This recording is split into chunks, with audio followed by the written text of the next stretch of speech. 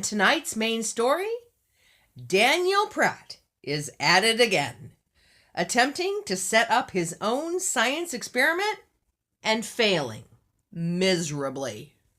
Told you people, you globigandists, I don't know how many times. We can do this all day, every day.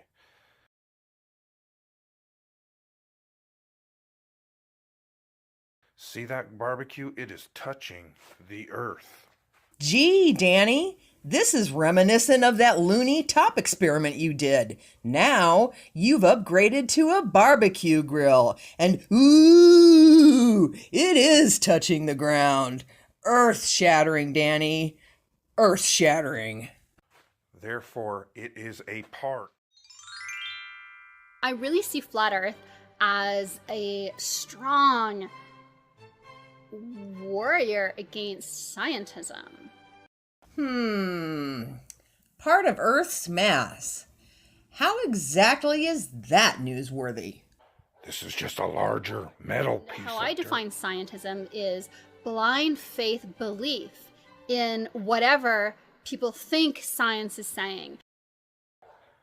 Therefore, the center of it should be the strongest Even if point they have of misunderstood gravity. the science, they still believe with zealousness that their misinterpretation of what science has said is the truth. Something going on around here that just don't add up. You're absolutely right, Foghorn. This is not making sense.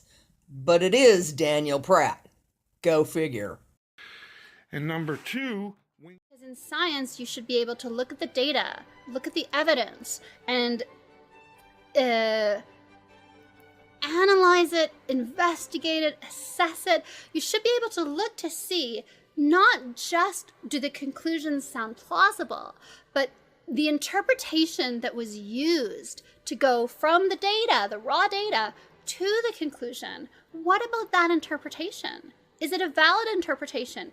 Does that interpretation make assumptions? water collect away from the mass of Earth. It's going away from the strongest point of gravity. This boy's more mixed up than a feather in a whirlwind. It is being attracted to the strongest force of gravity, which is the big-ass planet beneath your feet, not your twiddly-ass barbecue. As Foghorn knows, even feathers are subject to the law of gravity, Dano. Here are these things that we think about the world, and are they true? Are they not true? Why is it you can never get that water to a mass around the center point of gravity? What evidence can we accumulate to test out whether they're true or not true? As I said, Danny, it's gravity, not magnetism, and water's not magnetic anyway. Jeez! Touching nothing but my fingers.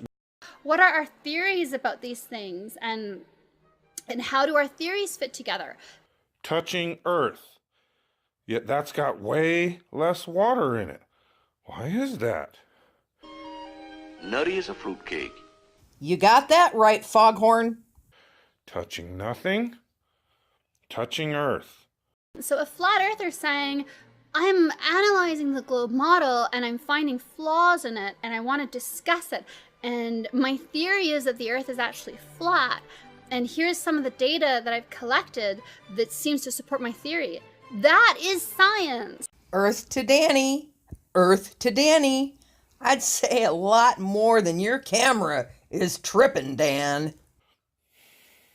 That's a joke, boy. You missed it. Went right past you. You gotta keep on your toes. Toes, that is. Fast. You're right, Foghorn. The Flurfs don't have any sense of humor. The jokes do go right past them, as well as the reality. I say that boy's just like a tattoo. Gets under your skin. At the point when it's touching Earth, that should be the strongest gravity point. Because flat Earth is the epitome of science.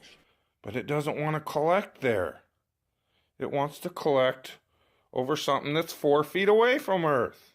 It's us It's individuals, and we're searching for truth, and we're searching for knowledge about our world. What sense does that make? And we're doing it in our own way. We're getting together. We're saying, look, this is this data I've collected, and how can we interpret it in an unbiased way? And what conclusions can we draw from it? That is science, right? And just when you thought you saw it all, folks, you did see it all on tonight's broadcast with Daniel Pratt.